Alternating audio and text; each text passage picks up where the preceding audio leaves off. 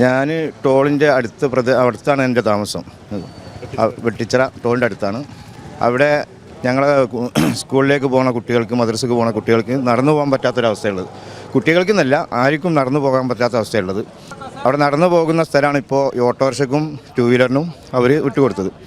ഇത് ഈ ടോള് നിർമ്മിക്കുന്ന സമയത്ത് തന്നെ അവിടെയുള്ള നിവാസികൾക്ക് അന്നേരം അവരോട് അഭിപ്രായം പറഞ്ഞിരുന്നു. എന്ന് വെച്ചാൽ അത് ഇടുങ്ങിയ ഒരു ഇതാണ് ഉണ്ടായിരുന്നത്. അപ്പോൾ മറ്റു സ്ഥലങ്ങളിൽ നിന്നും വ്യത്യാസമായിട്ടാണ് ഉണ്ടായത്. ഇപ്പോൾ ഈ ജനങ്ങൾ നടന്നു പോകുന്നത് അവർ ഉപയോഗിക്കാൻ കാരണം അവർ ആ നിർമ്മാണത്തിൽ വന്ന പെശകാണ്. ഇതന്ന് MLA-നോട് അതുപോലെ MP-നോടൊക്കെ ഇതിൻ്റെ ഇത് നടന്നുകൊണ്ടിരിക്കുന്ന സമയത്ത് തന്നെ ജനങ്ങൾ അറിയിച്ചിട്ടുണ്ട്. പക്ഷേ അവരൊന്നും അതിന് വേണ്ടപ്പെട്ട ഇടപെടൽ നടത്തിയിട്ടില്ല. ഇതാണ് അവിടെ ഉള്ളത്. പരിഹാരം എന്ന രീതിയിൽ എന്താണ്, എങ്ങനെയാണ് ചെയ്യാൻ പറ്റുന്നത്? അവിടെ പരിഹാരം എന്നുള്ളത് അവർ ഒന്നിരിക്കാൻ അതിൻ്റെ ട്രാക്ക് ഒന്ന് കുറച്ചിട്ട് ഇപ്പോൾ നിലവിലുള്ളത് അത് ഓട്ടോറിക്ഷക്കും ടൂ വീലറിനും ആക്കിയിട്ട്, കാരണം ഇനി വേറെ അല്ലെങ്കിൽ സ്ഥലം ഏറ്റെടുക്കേണ്ടി വരും. രണ്ട് ഭാഗത്തുനിന്ന് സ്ഥലങ്ങൾ എടുക്കുക എന്നുള്ളത് ഇനി ജനങ്ങൾ കൊടുക്കുക എന്നുള്ളത് ബുദ്ധിമുട്ടായിരിക്കുമല്ലോ. അപ്പോൾ ജനങ്ങൾക്ക് നടന്നു പോകുന്ന വിഷയമാണ് അവിടെ ഉള്ളത് ഏറ്റവും വിഷമമുള്ളത്.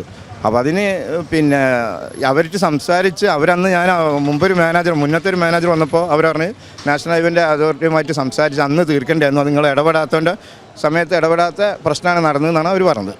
പിന്നെ മറ്റൊന്ന്, അവിടെ അടുത്തുള്ള നിവാസികൾക്ക് ഞങ്ങൾക്ക് ഒരു അങ്ങാടിയിലേക്ക് വെട്ടിച്ചിറയിലേക്ക് വരണമെങ്കിൽ 2 ടോൾ, അതായത് കരിപ്പോളിലൂടെ വന്ന് വീണ്ടും വെട്ടിച്ചിറ വന്നിട്ട് വീണ്ടും ഞങ്ങൾ ടോൾ കൊടുത്തു പോകേണ്ട ഒരു അവസ്ഥയുള്ളത്. അപ്പോൾ അതിനൊരു പരിഹാരം മുമ്പൊരു ബോർഡ് അവിടെ വെച്ചിരുന്നു, 2 കിലോമീറ്റർ ചുറ്റളവ് ഫ്രീ ആണെന്ന് പറഞ്ഞിട്ട്. പിന്നെ ആ ബോർഡ് അവിടെ കണ്ടില്ല. അത് കുറഞ്ഞ സമയം ആ ബോർഡ് അവിടെ ഉണ്ടായിട്ടുള്ളൂ. ഇപ്പോൾ ഞങ്ങൾക്കുള്ള ബുദ്ധിമുട്ടെന്ന് പറഞ്ഞാൽ 2 ടോൾ കൊടുക്കണം, അല്ലെങ്കിൽ അതിൻ്റെ ഉള്ളിലൂടെയുള്ള റോഡ് കൂടെ, ആ ഉള്ളിലുള്ള റോഡൊക്കെ പോക്കറ്റ് റോഡൊക്കെ ഇന്ന് ടൈറ്റാണ്. കാരണം ഇത് ടോൾ കൊടുക്കാതെ പോകുന്ന വണ്ടികളാണ് അതിലൂടെ പോകുന്നത്. അങ്ങനത്തെ പ്രശ്നങ്ങളൊക്കെ അവിടെ നടക്കുന്നതാണ്. ഏറെ കൂടുതൽ സ്കൂളിലേക്ക് പോകുന്ന കുട്ടികളാണ് ഏറ്റവും കൂടുതൽ ബുദ്ധിമുട്ടാകുന്നത്. കാരണം അവർക്ക് ഇപ്പോൾ ഈ ടോളിൻ്റെ അടുത്തുള്ള വീട്ടിലുള്ള കുട്ടികൾക്കൊക്കെ ഒന്നിരിക്കെ കരിപ്പോളിലേക്ക് നടന്നു പോകണം, അല്ലെങ്കിൽ വെട്ടിച്ചിറയിലേക്ക് ഇങ്ങോട്ട് നടന്നു പോകണം. ചെറിയ മക്കളാണ്. തിരഞ്ഞെടുപ്പ് സമയത്തൊക്കെ നമുക്ക് നമ്മളുടേതായ കുറേ ആശയങ്ങളുണ്ടാവും. അതായത് ഇപ്പോൾ മത്സരിക്കാൻ വരുന്നവർക്ക് അവരുടേതായ കുറേ ആശയങ്ങളുണ്ടാവും. പക്ഷെ അതിന് പുറമെ ഈ പൊതുജനങ്ങളായിട്ട് നിൽക്കുന്ന ആളുകൾക്ക് കുറേ ആശയങ്ങളുണ്ടാവും. ഈ എങ്ങനെയായിരിക്കണം നമ്മുടെ നാട്ടിലെ വികസനം എന്നുള്ളത്. അപ്പോൾ അതിൻ്റെ ഒരു എങ്ങനെയായിരിക്കണം അവർക്ക് പറയാനുള്ളൊരു വേദി ഒരുക്കുക എന്നുള്ളതാണ് നമ്മളതിൽ കണ്ടത്. പ്രത്യേകിച്ച് എന്താ വെച്ചാൽ ഇതിപ്പോൾ സ്ഥാനാർത്ഥി അബ്ദുറഹ്മാൻ ഇങ്ങനെ വരാം എന്ന് പറഞ്ഞു. അപ്പോൾ നിലവിലെ മന്ത്രി കൂടിയാണ്. അപ്പോൾ അദ്ദേഹം അങ്ങനെ വരാം എന്ന് പറഞ്ഞപ്പോൾ നമുക്ക് അത് പെട്ടെന്ന്, അതായത് വളരെ പെട്ടെന്നാണ് ഇങ്ങനത്തെ ഒരു പരിപാടി നമ്മൾ തട്ടിക്കൂട്ടുന്നത്. അപ്പോൾ നമ്മളും പ്രതീക്ഷയിൽ ഇത്രയധികം ഗംഭീര വിജയമാവുന്നു.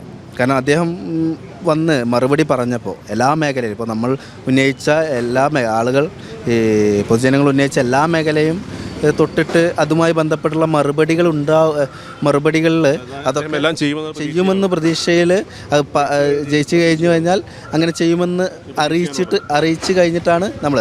അപ്പോൾ ഇത്തരം ഈ ഒരു വികസന സെമിനാറിൽ പങ്കെടുത്ത എല്ലാവർക്കും നന്ദി അറിയിക്കുകയാണ്.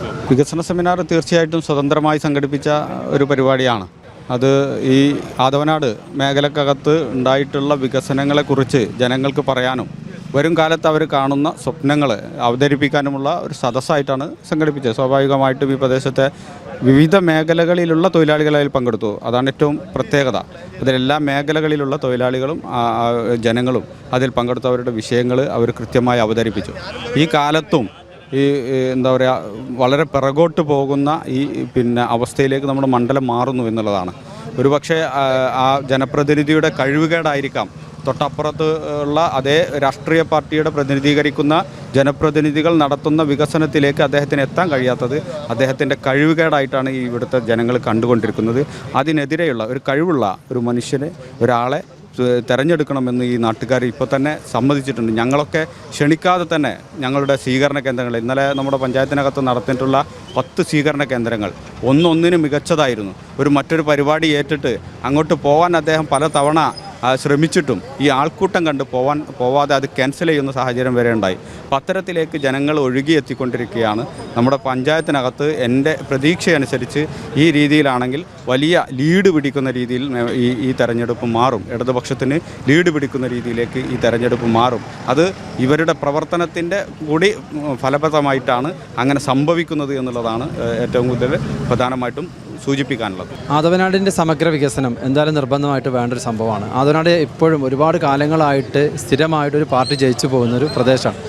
പക്ഷേ എന്നിട്ടും ആദവനാടിൻ്റെ പല വികസനങ്ങളും ഇന്നും സാധീകരിച്ചില്ല. ഇവിടെ ഒരുപാട് യുവജനങ്ങൾക്കില്ല, പ്രവാസികൾ, കർഷകർ, ഇവിടെ എല്ലാം തഴയപ്പെട്ട ഒരു അവസ്ഥയിലാണ് പോയിക്കൊണ്ടിരിക്കുന്നത്. നമ്മുടെ ആദവനാടിന് ഏറ്റവും വേണ്ട ഒരു മിനി സിവിൽ സ്റ്റേഷൻ ആവശ്യമുണ്ട്. കാരണം ആദവനാടിനെ സംബന്ധിച്ചിടത്തോളം ആദവനാട് ഭൂപ്രകൃതി അങ്ങനത്തെ രണ്ട് വില്ലേജുകൾ, 2 പ്രദേശത്താണ് നിൽക്കുന്നത്. ആദവനാട് പഞ്ചായത്ത് മറ്റൊരു പ്രദേശം, അതെല്ലാം പുത്തനത്താണിയിൽ PWയുടെ സ്ഥലമുണ്ട്. ഗവൺമെൻറ് റവന്യൂ ഭൂമി ഉണ്ടായിട്ട് പോലും അവിടെ ഇതുവരെ സാധിക്കാൻ കഴിഞ്ഞിട്ടില്ല. അതുപോലെ നമ്മുടെ ബസ് സ്റ്റാൻഡിൽ ബസ്സുകൾ കയറുന്നില്ല. ഒരു തരത്തിലുള്ള വികസനവും ആദവനാടിനില്ല. ഞങ്ങളെ ഒരു തികഞ്ഞ പ്രതീക്ഷയിലാണ് ഈ പുതിയ സ്ഥാനാർത്ഥിയെ നമ്മൾ കാണുന്നത്. ആദവനാടിനെ സംബന്ധിച്ചിടത്തോളം ഇപ്പോൾ ഞാൻ പറഞ്ഞ പോലെ 24 വാർഡുകളാണ് നിലവിലുള്ളത്. അപ്പോൾ അതിന് പറ്റിയൊരു സംവിധാനം, ഇപ്പോൾ മാലിന്യ സംസ്കരണമായാലും അതിന് പറ്റിയൊരു സംവിധാനം പഞ്ചായത്തിൻ്റെ ഭാഗത്തുനിന്ന് ആയിട്ടില്ല. അപ്പോൾ അതിന് നല്ലൊരു പദ്ധതി രൂപീകരിച്ചുകൊണ്ട് പഞ്ചായത്തും കൂടി ഉൾപ്പെടുത്തിക്കൊണ്ട് തന്നെ നല്ലൊരു വികസന മാർഗം കൊണ്ടുവരണം എന്നുള്ളത് തന്നെയാണ് സംസാരിച്ചിട്ടുള്ളത്.